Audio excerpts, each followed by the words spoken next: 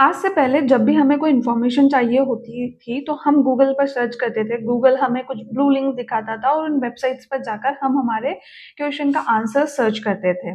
लेकिन इस AI era में अब हम चैटजीपीटी, परप्लेक्सिटी, क्लॉड, जेमिनी जैसे एआई मॉडल्स पर जाते हैं और क्वेश्चंस पूछते हैं और हमें वहाँ पर डायरेक्ट आंसर मिल जाता है। बट अब जो सवाल है, वो ये है कि गूगल सर्च और एआई सर्च में डिफरेंस क्या है? ये दोनों कैसे काम करते हैं? और क्या एआई एसईओ को रिप्लेस कर रहा है? तो चलिए इस वीडियो में ये सब हम सिंपल लैंग्वेज में समझेंगे।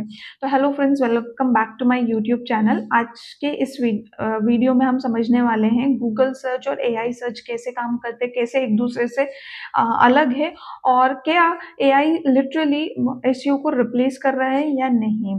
तो अगर आप एसईओ सीख रहे हो, एआई एसईओ सीख रहे हो, डिजिटल मार्केटिंग को सीखना चाहते हो with practical insight simple language में, तो आप इस चैनल को ज़रूर सब्सक्राइब कर सकते हो।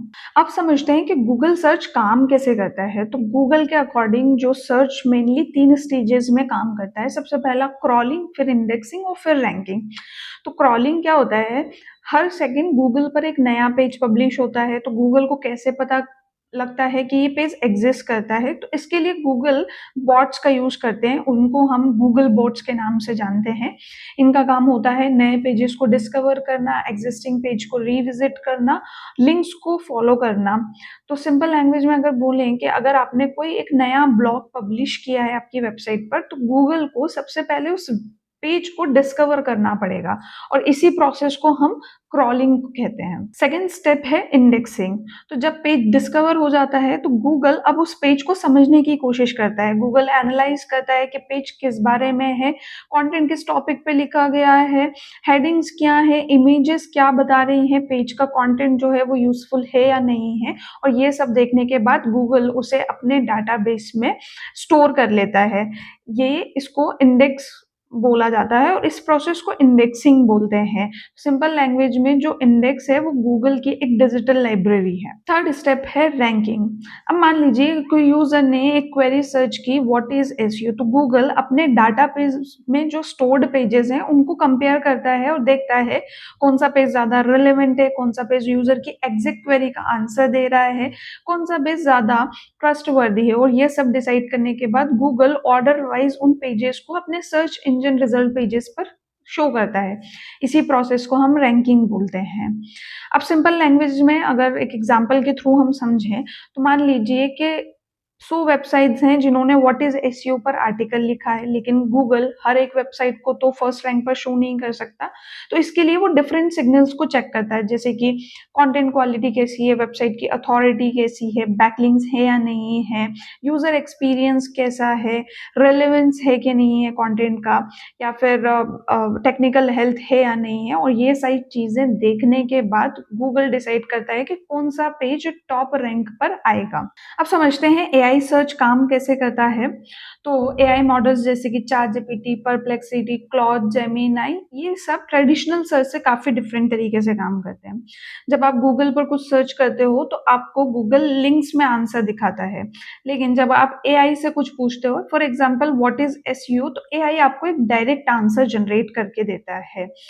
अब जो क्वेश्चन है वो ये है कि एआई ये सारी इंफॉर्मेशन लेकर कहाँ से आता है।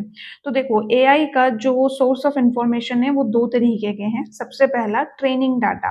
अब ट्रेनिंग डाटा का मतलब एआई मॉडल्स को ट्रेन किया जाता है।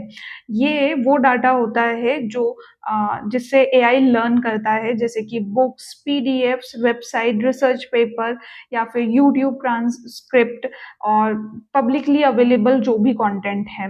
तो जब भी आप जैसे ट्रेनिंग आपने एआई पर सर्च किया who is the founder of Facebook, तो एआई ने कुछ भी सर्च किए बिना मुझे आंसर दे दिया, मार्क जकरबर्ग। अब यहाँ पर एक लिमिटेशन ये होती है कि जो ट्रेनिंग डाटा होता है वो शायद रेगुलर अपडेट नहीं होता है, इसलिए आपको लेटेस्ट इंफॉर्मेशन यहाँ से नहीं मिल सकती है। अगर आप सर्च करो कि लेटेस्ट गूगल कोर अपडेट क्या आया था, तो यहाँ पर आपको ट्रेनिंग डाटा के थ्रू शायद वो इंफॉर्मेशन नहीं मिलेगी। तो यहीं पर एंटर होता है रैग, वो है रिट्राइवल ऑगमेंटेड जनरेशन। ये नाम काफी टेक्निकल हो सकता है, लेकिन इसका कॉन्सेप्ट बहुत सिंपल है।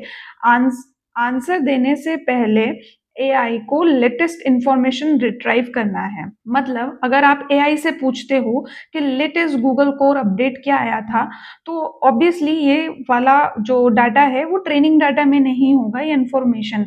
लेकिन गूगल वेबसाइट्स पर जाता है, फ्रेश इंफॉर्मेशंस को, लाइव पेजेस को रीड करता है, स्कैन करता है और उसके बेसिस पर आपके लिए एक आंसर जनरेट करता है रिट्राइव करके। तो इसी प्रोसेस को बोलते हैं रैग।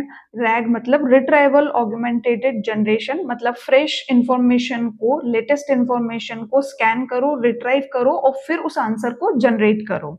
अब आपने बहुत बार नोटिस किया होगा कि जैसे एआई मॉडल्स हैं, chat GPT, perplexity, Gemini, Claude, ये सब सोर्सेस को भी दिखाते हैं।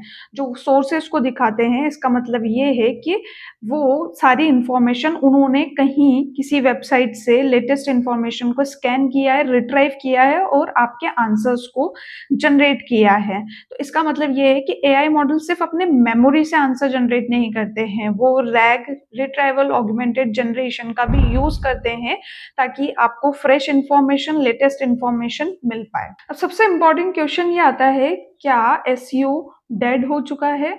तो बिल्कुल नहीं, क्योंकि एआई को भी आंसर जनरेट करने के लिए इंफॉर्मेशन चाहिए। अब वो इंफॉर्मेशन कहाँ से आती है? वो आती है आपकी और हमारी वेबसाइट से।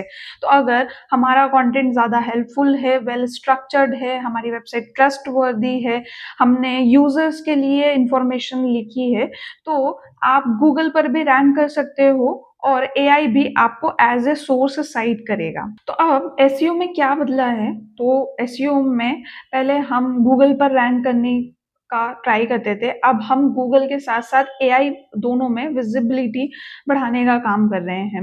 इसके लिए हमें फोकस करना होता है, हेल्पफुल कंटेंट होना चाहिए, टेक्निकल हेल्थ सही होनी चाहिए, वेबसाइट की अथॉरिटी होनी चाहिए, ट्रस्ट सिग्नल्स, टॉपिकल अथॉरिटी, ये सारी चीज़ें बहुत ज़्यादा इंपॉर्टेंट है। तो देखो, गूगल सर्च और एआई सर्च का फॉर्मेट शायद अलग हो सकता है, लेकिन दोनों का जो गोल है वो सेम है कि यूजर को बेस्ट पॉसिबल आंसर देना।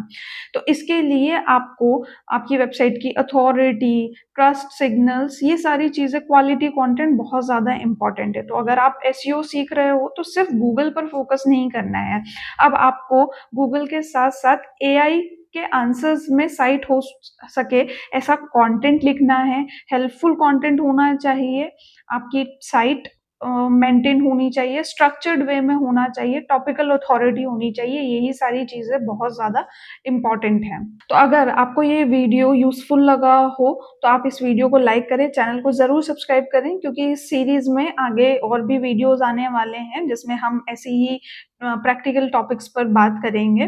तब तक के लिए मिलते हैं नेक्स्ट वीडियो में।